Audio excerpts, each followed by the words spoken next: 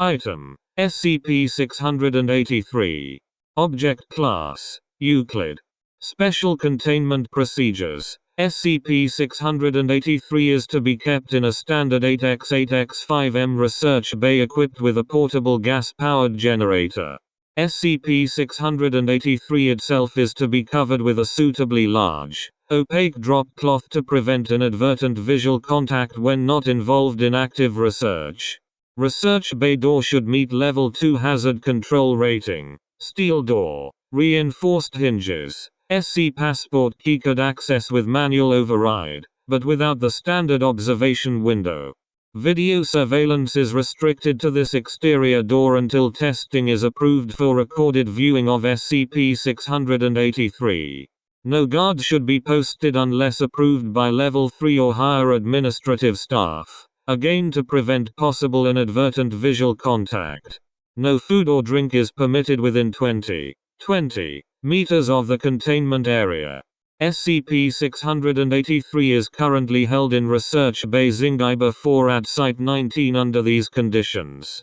Description: SCP-683 consists of two objects, SCP-683-1 and SCP-683-2.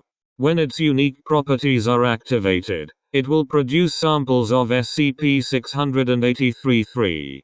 SCP-683-1 is a white 1953 Crowley Shelveder brand refrigerator showing moderate external wear. Internally, SCP-683-1 appears clean and well maintained regardless of contents, results of testing procedures, or deliberate attempts to soil it. SCP-683-1's power cord terminates in an unknown plug configuration that has proven incompatible with modern outlets. Foundation electrical engineers have constructed an adapter, Inventory Control Code 19 ALIS 683-7, allowing SCP-683-1 to run via a standard gas-powered home generator, which is used for all testing. When supplied with electrical power, SCP-683-1 functions adequately as a refrigeration unit. SCP-683-1's unusual properties will function with or without electrical power, but when power is provided, instances of SCP-683-3 produced do not appear to decay or spoil as long as they are kept within the unit. SCP-683-2 is a child's age approximated at between 5 and 7 years, drawing on standard 8.5 inches x 11 inches white paper, oriented as a landscape, and affixed by unknown means to SCP-683-1's exterior. SCP-683-2 appears to have been created with pencil and felt pen, showing evidence of moderate water damage at some point in its past. The drawing depicts a mountainous exterior landscape with an anthropomorphic sun, a house, a well, a dog, various vegetation, and a central figure which appears to be wearing a chef's toque. Any person either uttering disparaging remarks about SCP-683-2 or attempting to remove it from the surface of SCP-683-1 begins to incur damage to both internal organs and skin musculature upon ingesting any food item. The damage manifests as the excision of tissue from various locations on the body equal in mass to the food ingested.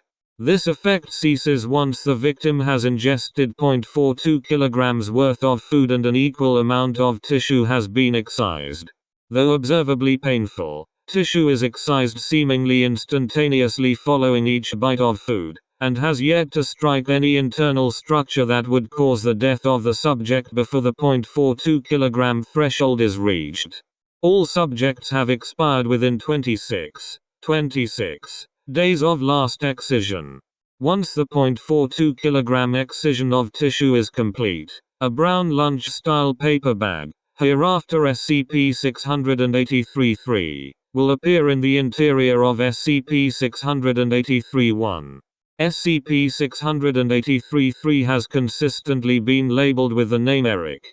Text appears symmetrically in capital letters printed in black ink. Writing style appears consistent with each sample of SCP-683-3. With each appearance, SCP-683-3 has contained the following: A sandwich consisting of 2 pieces of white bread, crusts removed, and 0.21 kilograms of various excised flesh and viscera. DNA analysis has confirmed it to be that of subjects who last disparaged or attempted to remove SCP-683-2. A plastic zip-top bag containing 0.21 kilograms of various excised flesh and viscera. DNA analysis has again confirmed it to be that of subjects who last disparaged or attempted to remove SCP-683-2. A plastic zip-top bag containing 3 chocolate chip cookies, measuring approximately 9 centimeters in diameter. Testing shows no abnormalities or traces of DNA. A 3 inches x 5 inches note card reading "Be a good boy today." Ink is black and handwriting is consistent in style with the Eric written on SCP-683-3's exterior. Following testing, all instances of SCP-683-3 have been incinerated with no unusual effects. SCP-683-2 cannot be removed from SCP-683-1, and all attempts to do so have resulted in the activation of SCP-683's unusual properties. Without any attempt to remove it, SCP-683-2 has been set alight and incinerated via a simple match on three occasions, but has returned to the surface of SCP-683-1 within 68 hours each time. Despite expectations, D-Class personnel who performed the incinerations were unaffected by SCP-683. If multiple subjects disparage or attempt to remove SCP-683-2 at one time, only the first subject to do so experiences its effects. No further subjects can be affected until production of an instance of SCP-683-3. Subjects who fast following removal attempts or disparaging of SCP-683-2 are unaffected until they attempt to ingest food. To date, 2 subjects have starved themselves to death without suffering any effect from SCP-683. Subjects fed intravenously following removal attempts or disparaging of SCP-683-2 have been affected as if they were consuming solid foods.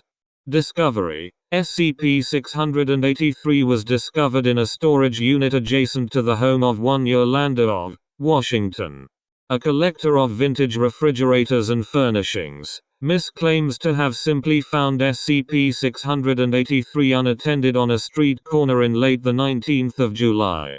Her nephew, who reportedly helped her move the item, died 2 weeks following the move. COD on cert listed as complications from hernia. The item was brought to the Foundation's attention when an appraiser occasionally under contract with the Foundation, through front agency sentiments of centuries past limited, became a victim of SCP-683's effects while evaluating Miss S' find. When asked why she never attempted to remove SCP-683-2, Miss replied, "It's a nice little picture, isn't it? Why take it down?"